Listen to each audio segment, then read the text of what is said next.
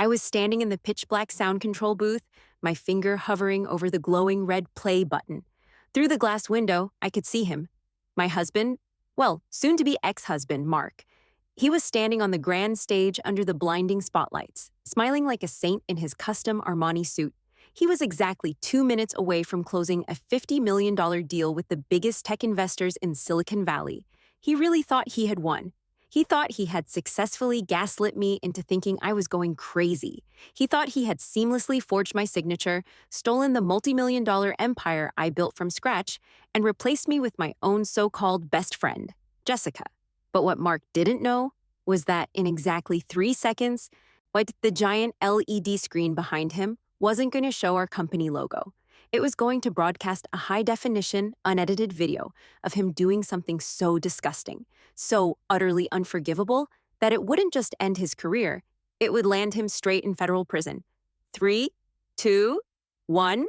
Hi, my name is Chloe, and to understand how I ended up crashing a luxury gala to destroy the man I once loved in front of 500 people, we have to rewind to exactly 3 months ago, the day I realized my entire perfect life was a toxic lie. 3 months ago, my life looked like a Pinterest board of success. I was 28, the founder and CEO of Novatech, an AI startup valued at over $80 million. And right by my side was Mark, my high school sweetheart. The guy who brought me green smoothies every morning and rubbed my shoulders when I worked late. He was my rock. And then there was Jessica, my college roommate, my maid of honor, my bestie. She was a struggling influencer, so I gave her a high-paying PR job at my company just to keep her close. I trusted them both with my life. Looking back, there were so many red flags I ignored because I was wearing rose-colored glasses. Like how I had been feeling constantly exhausted lately. I was having memory lapses, waking up with massive migraines, and even crying for no reason during board meetings. Mark convinced me it was just founder's burnout and insisted on making all my meals and drinks to take care of me. It was a Friday night, 9 p.m. The office was completely empty, or so I thought. I had left my prototype hard drive on my desk and drove back to get it. As I walked down the dim, carpeted hallway toward my executive suite, I noticed the heavy mahogany door was slightly ajar. A sliver of light spilled out onto the floor. And then, I heard the giggling. I froze. It was Jessica's laugh. That annoying, high-pitched giggle I'd known for 10 years. I crept closer, my heart suddenly pounding against my ribs. I peeked through the crack in the door. Jessica was sitting on my custom leather desk chair, but she wasn't alone. She was sitting comfortably on Mark's lap. My husband's hands were wrapped around her waist. I felt all the air leave my lungs. But before I could push the door open and scream, Jessica spoke, and her words paralyzed me. Ugh! How much longer do I have to pretend to care about her stupid anxiety? Jessica whined, rolling her eyes. I'm so sick of playing the supportive bestie. She's literally a mess. Mark chuckled, a cold, cruel sound I had never heard from him before. Relax, Jess. It's almost over. Did you slip the extra dose of the crushed sleeping pills into her matcha latte this morning? My blood turned to ice. Sleeping pills? Duh, Jessica smirked. She was literally shaking during the Zoom call with the investors today. She looked completely unhinged. Everyone thinks she's cracking under the pressure. Exactly according to plan, Mark said, kissing her neck. I've already forged her signature on the medical proxy and the majority share transfer. As soon as her doctor officially diagnoses her with severe paranoia and exhaustion, which he will, given her recent episodes, I step in as her legal guardian and acting CEO. We ship her off to a wellness facility for 6 months, and Novatech is 100% ours. I stood there in the dark. The migraines, the panic attacks, the memory loss. It wasn't burnout. I wasn't going crazy. My husband was slowly poisoning me to steal my company. My hands were shaking violently, but my survival instinct kicked in. I didn't cry. I didn't burst into the room and throw a vase. Instead, I pulled out my iPhone, hit record, and slipped the lens right up to the crack of the door. I filmed them making out on my desk. I filmed them laughing about the forged documents. After 3 minutes of getting crystal clear audio and video, I silently backed away and walked out of the building. I sat in my Tesla in the empty parking lot and staring blankly at the steering wheel. The Chloe from yesterday would have been sobbing uncontrollably, but that Chloe died the moment she heard her husband's confession. Any normal woman would have confronted them right there or immediately filed for divorce. But I wasn't just a woman, I was a CEO. And CEOs don't throw tantrums. we strategize. If they wanted to play dirty, I was going to bury them under the mud. My first call wasn't to a divorce lawyer. It was to someone far, far more dangerous. The hardest part about knowing you're sleeping next to a monster is forcing yourself to close your eyes. The next morning, Mark brought me my usual green smoothie. He kissed my forehead, his eyes full of that fake, sickening warmth. "Drink up, babe. You need your vitamins," he whispered. I smiled, took the glass, and the second he turned his back, I poured it straight into the potted ficus plant by the window. I had to play the part. If I confronted him now, he would just destroy the forged documents, and I'd have no proof of his corporate takeover. I needed him to feel invincible. So I became exactly what he wanted, a broken, paranoid mess. For the next 2 weeks, the gaslighting reached an insane level. I would purposely misplace my phone, and Mark would conveniently find it in the refrigerator, giving me this look of deep, pitying concern. He started intercepting my emails, telling the board of directors that I was suffering from severe chemical imbalances. He even took my Tesla keys, claiming I was too unstable to drive. Every time I tried to log into my own company's server, my password was denied. "You're just confused again, Chloe," Mark would sigh, putting a heavy hand on my shoulder. "Let me handle the stress.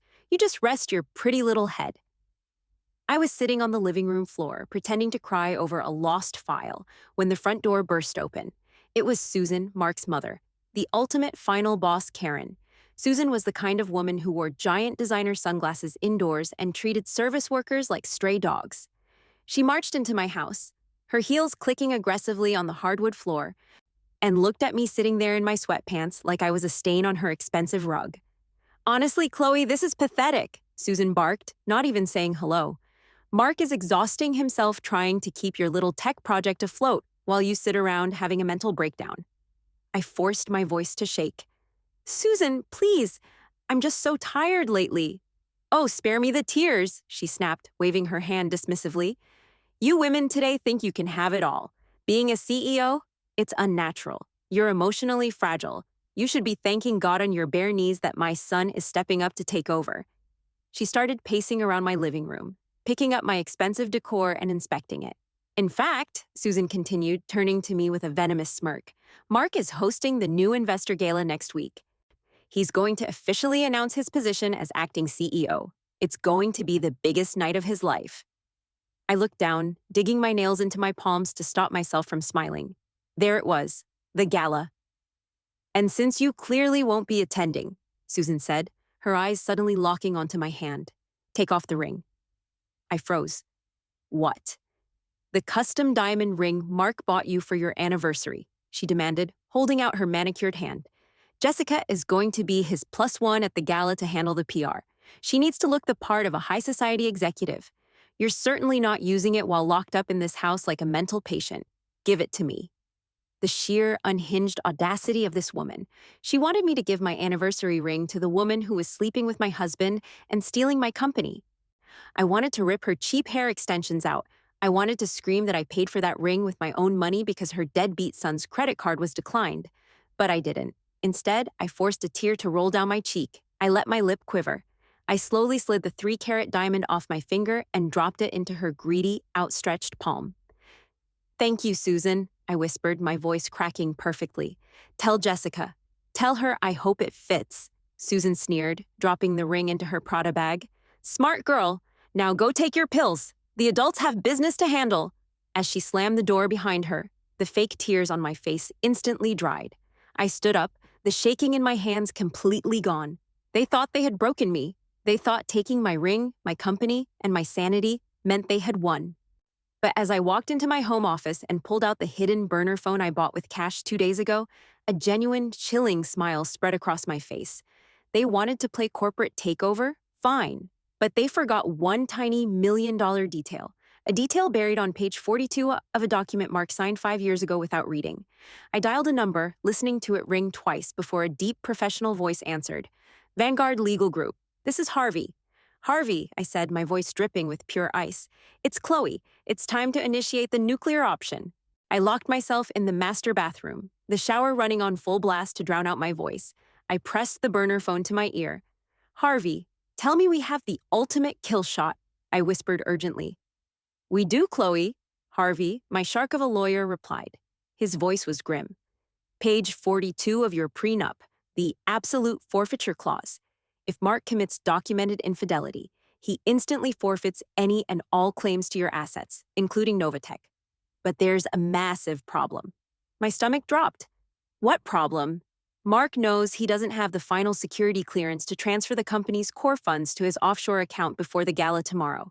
He needs your biometric master key. If he doesn't get it, the investors won't sign. And worse, he's expediting the medical proxy. He's got a corrupt judge to sign a 72-hour involuntary psychiatric hold on you. Chloe! It was Susan. Her voice was muffled but filled with venom. Open this door right now. Harvey, I have to go. Stay on the line. Do not mute your end, I whispered, slipping the phone into the pocket of my silk robe. I turned off the shower and slowly opened the bathroom door. Susan was standing in my bedroom, but she wasn't alone. Behind her stood two massive men in dark blue scrubs. Orderlies. My heart hammered against my ribs like a trapped bird. This was it. They were actually going to lock me in a psychiatric ward so Mark could steal my life's work at the gala tomorrow. Pack a bag, sweetheart, Susan sneered, her eyes gleaming with absolute triumph. The transport van is outside. The doctor agreed that your paranoia has made you a danger to yourself. You're going on a little vacation. I backed up against the wall, forcing myself to hyperventilate. I let the tears spill over. Susan, please, you can't do this. I'm not crazy. Mark is setting me up. Oh, shut up, Susan barked, stepping into my personal space. She grabbed my arm, her nails digging into my skin. Listen to me, you little brat. Mark needs the master biometric drive to finalize the investor contracts tomorrow. Hand it over, and maybe I'll tell the doctors to go easy on your medication. I sobbed, shaking my head violently. No, that drive has access to $50 million of investor capital. If Mark touches it, it's wire fraud. Susan laughed, a loud, grating, evil sound. Wire fraud? He's the acting CEO. He can do whatever he wants. Now, give me the drive, or these nice gentlemen will put you in a straitjacket. I looked at the two large men. I was completely cornered. There was no physical way out of this room. The audience probably thought I was done for, but I wasn't trapped. She was. Okay, I cried out, my voice breaking.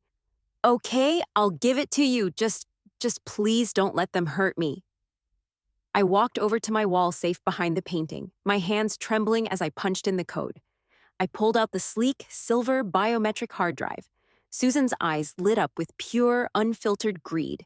She reached out to grab it. Wait, I whimpered, pulling it back. Susan, if I give this to you, Mark is going to move millions. If something goes wrong, the SEC will investigate. I don't want to go to federal prison while I'm locked in a hospital. You have to sign a liability release. Susan rolled her eyes so hard I thought they might get stuck. You are so dramatic. I pulled a single sheet of paper from my desk drawer. It just says that you, Susan Miller, are taking physical possession of this drive, and you acknowledge full responsibility for transferring these corporate assets to Mark's private accounts. Just sign it, and the drive is yours. Susan snatched the pen from my desk. Fine, if it makes your crazy brain feel better. She leaned over the desk. I watched the ink flow from the pen. S-A-N. The second the pen lifted from the paper, my tears stopped. My trembling hands became perfectly still. My posture straightened. I looked down at the paper, then back up at her. The terrified, broken wife was gone. Thank you, Susan, I said. My voice wasn't shaking anymore. It was cold, dead, absolute zero. Susan frowned, suddenly confused by my instant shift in tone. What? I reached into my pocket and pulled out the burner phone. It was still on speakerphone. Harvey, I said calmly. Did you get all of that? Loud and clear, Chloe, Harvey's voice echoed through the bedroom. And so did Special Agent Miller from the FBI Financial Crimes Division, who was also patched into this call. Confirmed. A deep, stern voice crackled over the speaker. Mrs. Susan Miller, you have just signed a document admitting to the conspiracy to commit federal wire fraud and the theft of corporate assets exceeding $50 million. This call is being recorded on a federal line. Susan's face drained of all color. She looked like she had just been shot. The arrogant sneer melted into pure, unadulterated terror. The pen dropped from her hand, clattering onto the hardwood floor. No, wait. Susan stammered, stepping back. She reached for the paper to tear it up. I snatched the paper away, a cruel smile playing on my lips. Tear it up all you want, Susan. You just confessed to a federal agent. If Mark uses that drive tomorrow, you are an accessory to a Class A felony. Minimum sentence, 20 years. I took a step toward her. She shrunk back, terrified. Now, I whispered, my eyes locked onto hers. Tell your fake orderlies to get the hell out of my house before I have them arrested for kidnapping. And you are going to take this drive, and you are going to give it to Mark. Why? She choked out, trembling. Because, I smiled, the ultimate predator playing with her food. I want him to feel invincible tomorrow night at the gala. I want him to stand in front of all those investors, thinking he won. And then, I'm going to burn his entire world to the ground. Get out. Susan didn't say another word. She grabbed the drive and ran out of my bedroom, practically shoving the orderlies out of the way. I looked at myself in the mirror. The trap was set. Now it was time to crash a party. The grand ballroom of the Ritz-Carlton was dripping in crystal chandeliers and $50 million egos. From the balcony shadow, I looked down at the stage.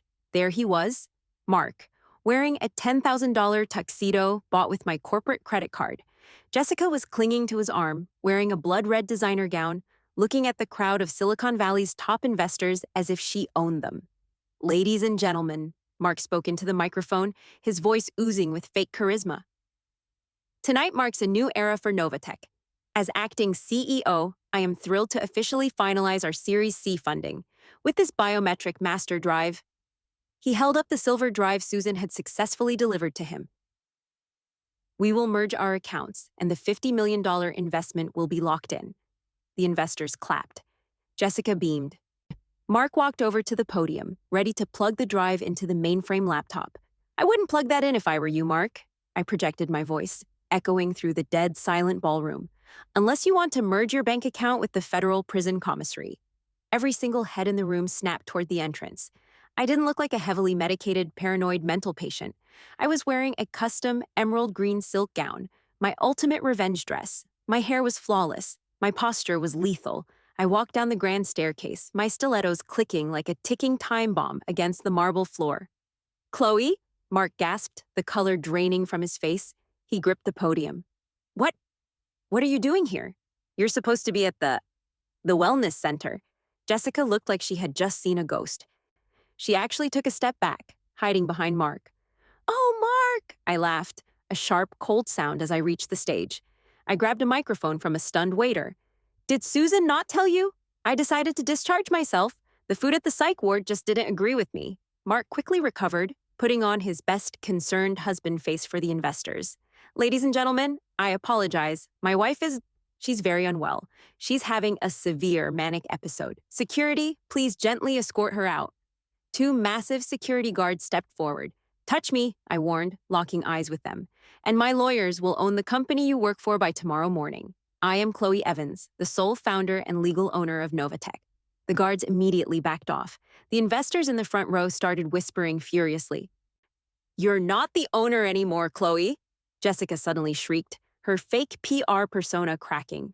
Mark has the medical proxy and the power of attorney. He's the CEO. Am I? I smirked, looking at Mark.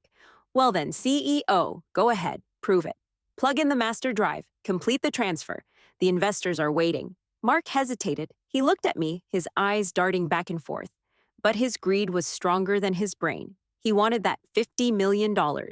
He shoved the drive into the USB port and firmly pressed his thumb onto the biometric scanner. Mark frowned. What's happening? The transfer isn't initiating. That's because that drive isn't holding the company's financial encryption codes, you idiot, I said, my voice dropping to a deadly whisper. It's a Trojan Horse. Suddenly, the massive LED screens behind them didn't show the Novatech logo. The lights in the ballroom dimmed. A high-definition video blasted across the 80-foot screen. The entire ballroom erupted into gasps. Several investors jumped out of their seats. Jessica screamed and covered her face.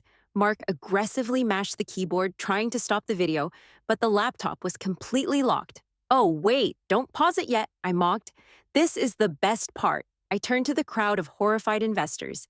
Ladies and gentlemen, you are not looking at the new CEO of Novatech. You are looking at a man who systematically drugged his wife and forged federal documents to steal a multi-million-dollar company. And his lovely assistant there? She's just the gold digger who helped him do it. You You crazy bitch, Mark screamed. A stepping toward me, his fists clenched. You set me up. I have the proxy. I'm still your husband. Half of this company is legally mine. Wrong again, I smiled, pulling a folded legal document from my clutch and tossing it onto his chest. Page 42 of our prenuptial agreement, the absolute forfeiture clause. In the event of documented infidelity, you lose every single cent, every asset, and every claim to my company. You are officially unemployed, Mark, and broke. Mark stared at the paper, his mouth opening and closing like a suffocating fish. But it gets better, I continued, leaning into the microphone so the whole room could hear. Because you just plugged that drive into the mainframe and scanned your fingerprint, you officially attempted to execute an unauthorized wire transfer of $50 million across state lines, which is a federal crime.